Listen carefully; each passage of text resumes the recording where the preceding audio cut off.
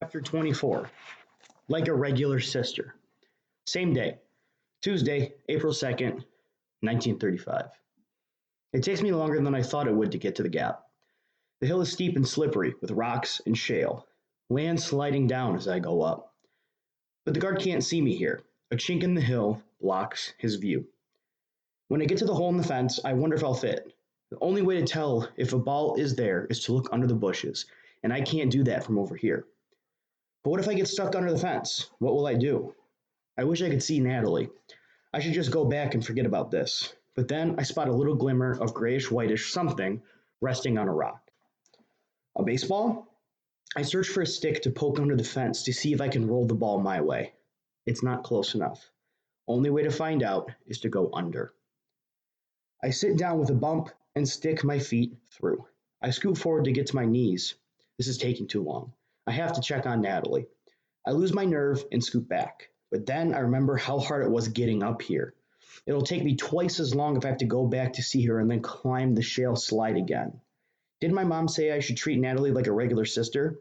I wouldn't go and check on a regular sister, that's for sure. I stick my legs under again. Now I'm up to my waist.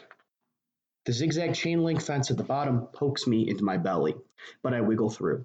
The only problem now is my big shoulders. Football shoulders, my Uncle Dean calls them. I wiggle, wiggle, inch, turn my head under, and curl. Now I race for the ball, but I slow down as I get close. My throat gets tight. It's not a ball. It's just a piece of cardboard. I turn it over. The back says Circle Janet T. Janet Trixel. It's a project from the kindergarten class. I'm so angry I want to tear the circle up, but I don't. I shove it in my pocket. Then I think of Natalie. Cut your losses, I hear my dad say. I'm going straight back to her now. Only, I just have to peek one or two more places. It kills me to have risked all of this for nothing. Piper will get a ball for Scout, and he'll think I didn't even try. Scout and Piper, Piper and Scout. But all I find is dirt, sticks, stones, and leaves. Now I feel like a clump, like a real chump. I scoot myself back under, scratching my hand on the fence. At least I don't get stuck, I tell myself as I count the bell rings. The little hairs along my spine stand up. I should have never left Natalie alone here. Why, it's real foggy. Why, they don't let the cons work.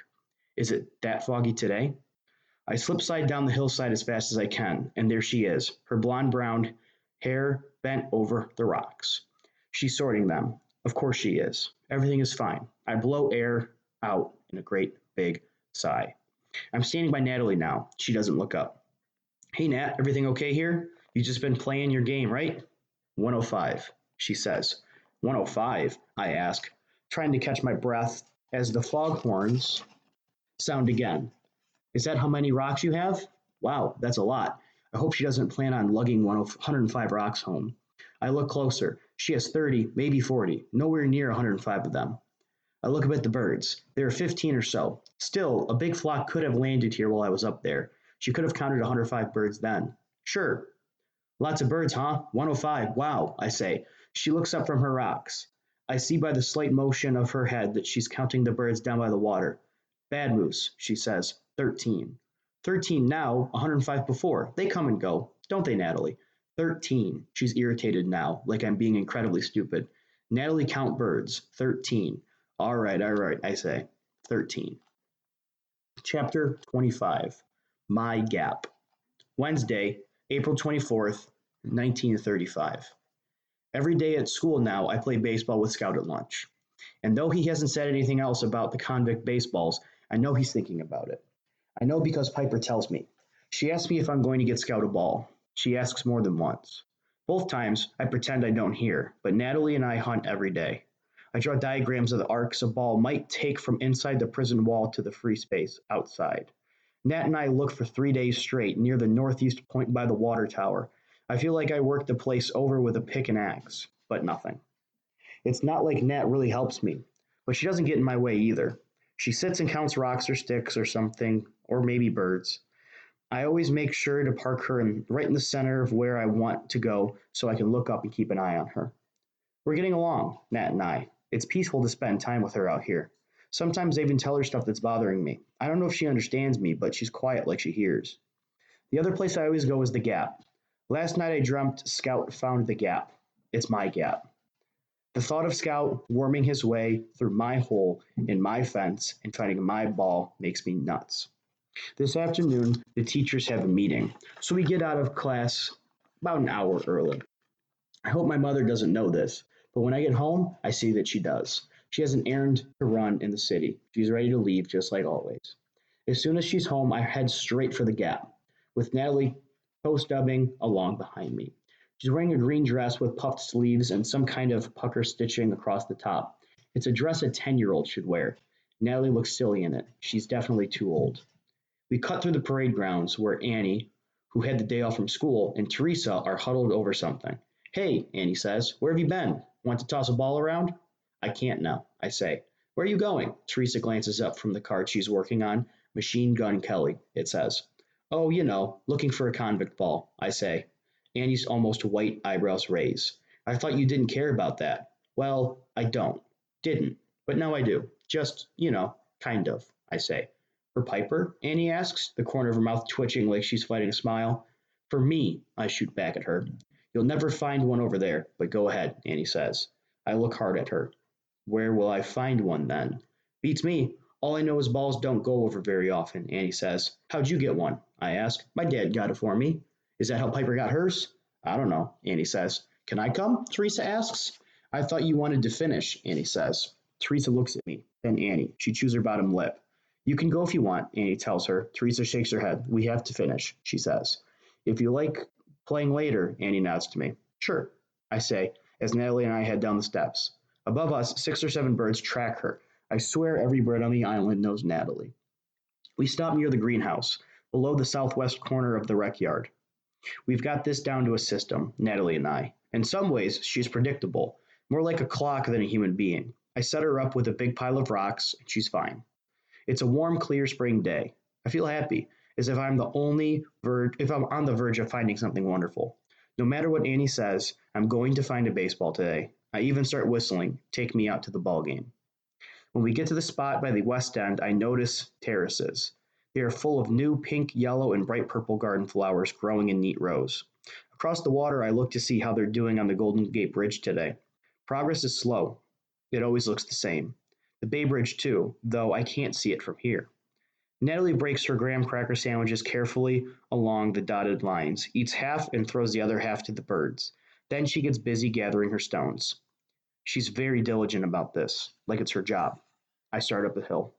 When I get to the gap in the fence, I kick more of the hill away first before I try to fit through. Why didn't I think of this before? Okay, I'm in. Let's be smart moose, I tell myself. I'll begin at one corner and search every square inch until I get to the other. Slowly, carefully, I look under each bush, marking my progress so I don't get confused about which bushes I've checked and which I haven't. Take your time, I say out loud. Keep your mind on business. For a while, everything goes okay, but then I start getting discouraged. No baseball. It's not fair. I'm doing everything right. I look again and again and again. Nothing, nothing, nothing. Maybe there just aren't any more balls out here, I think for the 100th time. Maybe this is all a big fat waste of time. I scoot back under the fence, too fast this time, and rip the back of my shirt. Then I slide back down the shale to the halfway spot. A gull is pecking at the dirt, scouting for leftover graham cracker crumbs. 5 piles of stones are neatly sorted by size, but Natalie, where is Natalie? Chapter 26. Convict Baseball. Same day, Wednesday, April 24th, 1935. Natalie, my mouth tries to say, but my throat is closed up, tight. No sound comes out. I run down, my arms flying helter-skelter and shale sliding. She has to be here. Maybe she's out scouting for more stones. That's it. I look down by the small rocky beach. A crab scuttles out from under a rock. Men on a nearby ferry are laughing. The sound is eerily loud, though the boat is far away. She isn't there. Over by the red berry bushes? No. Back by the greenhouse? No. Which way do I go? I stop and listen. A voice sounds behind me. I spin and run towards the voice. Natalie! I crash the thicket. And then I see her. Natalie is sitting on a rock with someone. A man. He's wearing a denim shirt and denim pants. A con. Natalie is sitting with a con. The scream is stuck in my throat, choking me. Don't look away. Don't blink. Do not blink. The con is smiling. He's missing a front tooth. There are dark, greased comb marks in his hair. I wonder about this. Inmates aren't allowed hair pomade. Suddenly, this seems very important. Why is he wearing pomade on his hair? Maybe he isn't a con. Please, God, don't let him be a con. I haven't even looked at Natalie. I'm afraid to take my eyes off of the guy in the denim shirt. I think somehow I can protect her this way, but now I watch her too. She's smiling. Sometimes Nat looks concerned or sad or raging mad. The best she ever looks is interested. But here's my sister, Natalie Flanagan, looking happy. Hey, Moose. The con's voice is scratchy and an octave too high, like a girl's almost. You want this? He reaches inside the coat draped over his leg. He has a gun. I can't breathe. He's going to shoot. But then I see information seeps into my brain. It isn't a gun. It's a baseball. Suddenly, my throat opens up. Get away. Get the heck away. Go. That's my sister. Get away from her. I scream as the 4 o'clock count whistle blows. The con jumps and Natalie's smile, like some kind of rare bird sighting, slips away. Take it easy, fella. I got your baseball, didn't I? The con says. He nods at me and turns to Natalie. Bye, sweetie. He closes Natalie's fingers around the baseball and fast walks away. Do not call her sweetie, I shout. His pace is uneven, like one leg is shorter than the other. Then I see the number stamped on the back of his denim shirt 105. Chapter 27 Idiot. Same day, Wednesday, April 24th, 1935. Nothing happened. I say this out loud to shut up the voice in my head. My teeth are chattering, like I'm cold. They were just sitting there. There's no law against that, but I can't stop thinking what the warden told me the first week we came here. Some of these convicts haven't seen a woman in 10 or 15 years. I think you're old enough to understand what that means. I was only gone for 2 minutes, 3 minutes maybe, no more. Nothing happened. The words go round and round in my head like the wheel of a car, rolling over the slats of a bridge. But it was more than 3 minutes, way more. I left right after 3 o'clock count whistle. I returned before the next. I was probably gone 45 minutes. No, I left way after the 3 o'clock whistle. It was only 10 minutes, no more. I call myself. I tell myself nothing happened. My mind flashes on the greasy haired con holding my sister's hand, and a sick feeling comes over me. My mouth tastes like curdled milk. I don't know what happened. I wasn't there. I'm so upset I hardly see where I'm going. Natalie is pulling back, trying to go slow. I tug her along. I don't care what she wants right now. We're almost to the west stairs now, and I'm not even sure how we got here. It's like I dreamed to the distance. How did he know my name? How did he know what I was looking for? He had the ball with him. He must have known before. 105. That was the number that didn't make sense. Idiot. I am an idiot. Natalie must have said something the last time. The last time we were over here. Could that be? He must have left before I saw him then. Probably meant to today. But he brought the ball. Insurance, I guess. Figured he could buy me off. I grip Natalie's arm so tight it feels like I'm holding bone. She tries to twist her arm away, but I'm not about to let go. Ever. She balks, stops, refuses to be half dragged when we both know she just follows fine without this. But I won't give her even this much freedom. What's the matter with you? Don't you know the first thing about anything? I scream. Come on, can't you just walk with me for once? Almost there. Almost there. I'm going to cry. And as sure as heck don't want to do it out here. I pray Teresa isn't there waiting. I don't want to find her sitting outside my door. We turn the corner to our landing and my chest falls. Someone is there. Piper. Oh man, this is just what I need. Piper's head is tipped to the side. She's watching me out of the corners of her eyes. You were chewing out Natalie. You were just yelling at her, Piper says. I wasn't. Yes, you were. I heard you. You never yell at her. What's going on? She demands. I keep my mouth shut and stare at the doorknob, wishing I could get Piper out of the way. Piper looks at Natalie. Natalie is rubbing her chin on her shoulder and her chin on her shoulder faster than normal, as if she's upset too. Have I done this, or was it 105? She seems happy with that greasy-haired con, so it was probably me. Sweet Jesus, Piper whistles a one long note. You found a ball. That's one of ours, isn't it? She holds out her hand to Natalie. Natalie can be very possessive with her things. She would never give anyone a rock or a button. I think Piper will be in for a fight, but no. Natalie plops the ball in Piper's hand, easy as can be. Where did you find it? I don't look Piper in the face. I feel like I held my sister hostage for that stupid ball. I won't touch it. It's dirty. The last thing in the world I want is to tell anyone how I got it. And Piper is 10 times worse than just anyone. How could I have let this happen? 105, Natalie says. I say nothing. It feels like all the blood is draining out of my face. I'm lightheaded. Please, Piper, be as stupid as I was. Piper's frowning. She's trying to understand. Do not figure this out, I think. 105 what? Piper asks. She pushes the brim of her hat back, as if to see better. She is staring intently at Natalie. Natalie says nothing. Good, Natalie. We gotta go inside. I touch the door. It feels good, that door. I can almost hear the sound it will make when it slams shut. Come on, 105. What? Is that how many places you looked? What? Piper asks. She's standing firm between me and the door. Her hands are crossed in front of her, and her frilly blouse she wore to school is tucked inside her overalls. Even as upset as I am right now, some part of me registers how cute she is. Because I haven't heard of a ball going over in months. I didn't think you'd find one, Piper says. Thanks a lot, I snort. You could have told me that. You know I've been looking. I'm your babysitter now, too?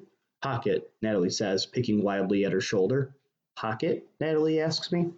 Usually, I don't like when people talk to Natalie through me. I'm not a ventriloquist, and Natalie isn't my dummy, but today I want her mute. She doesn't mean anything by that. I lie. Yellow buttons, Natalie says, taking two buttons out of her pocket. Natalie's upset. We need to go inside. I try to edge Piper out of the way, but she's not budging. Stop, Natalie. You have to tell me. Piper recrosses her arms in front of her chest. She's pulling rank. Only Natalie couldn't care less whose daughter Piper is. 105, Natalie says. 105 buttons? Piper squints. She looks at Natalie, then me, and then Natalie again. A big, slow smile pours over her face. Oh, sweet Jesus. You don't mean I twist the knob and try to knee the door open. You got a con to give you a ball, didn't you? How did you do that? And who the heck is AZ-105? Somebody on the dock? I have to know. I have the door open and I'm trying to pull Natalie inside while keeping Piper out. Was it a waiter at the officers club? Was it? Natalie, come on. Wow, Moose, I never thought you'd do something like this. She smiles big. My insides boil up and I barely restrain myself from slugging her. I push Natalie inside our apartment, then I try to get past Piper. What did you give him for this ball? Piper asks. I've got my shoulders in and I'm trying to close the door now. If only I can get Piper's fingers out of there. Come on, you must have given him something, Piper asks. Move your hand and shut up, I say. This is amazing, Piper says, her eyes glowing. I've never seen her this excited.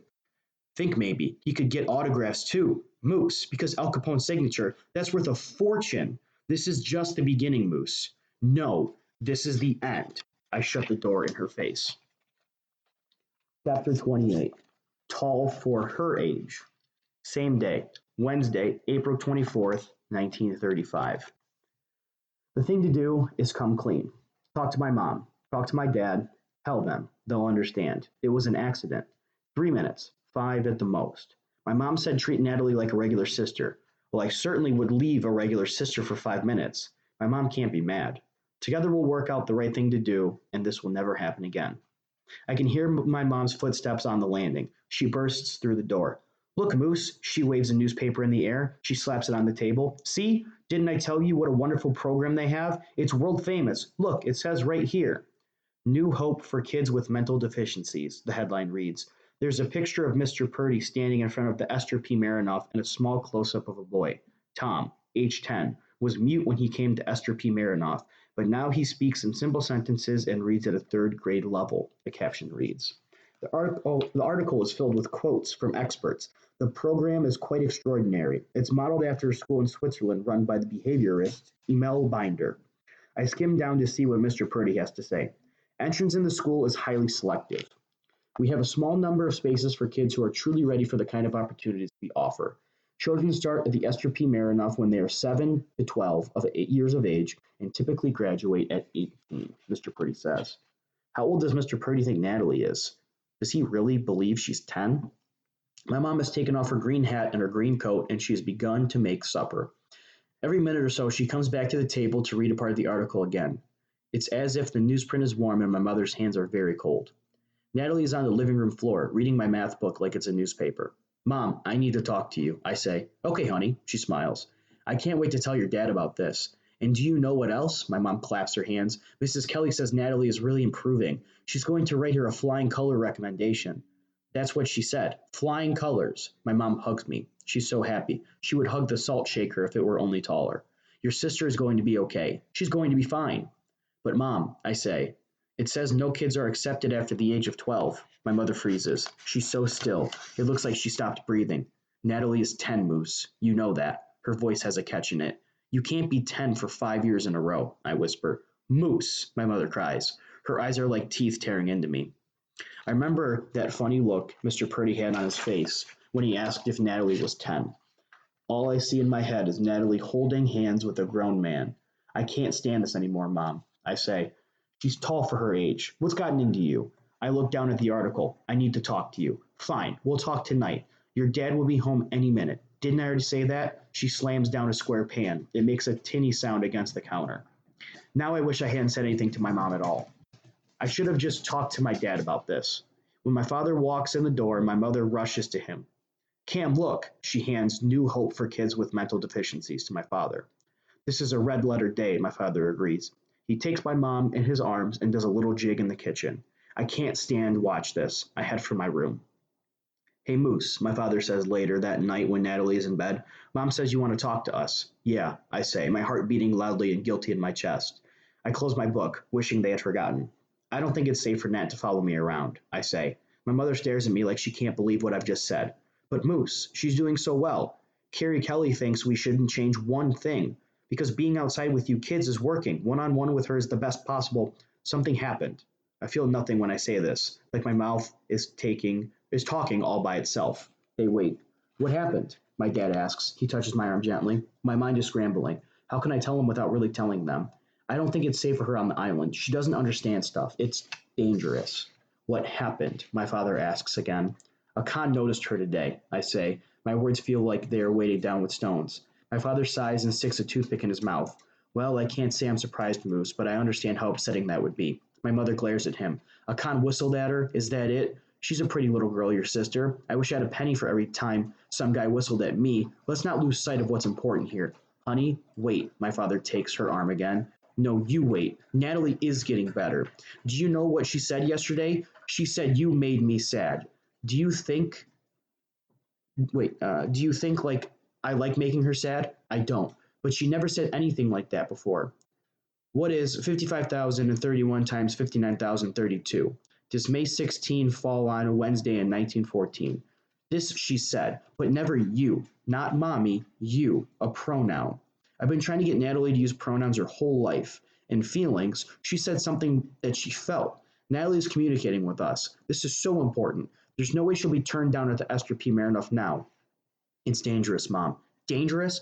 Nothing on this island is half as dangerous as having her locked in her own world. Not one half, not one fourth, not one tenth as dangerous as that. So I am not, do you hear me? Not going to change one single thing about Natalie's day. Things are going too well, and Moose, I won't have you sulking inside with her all afternoon.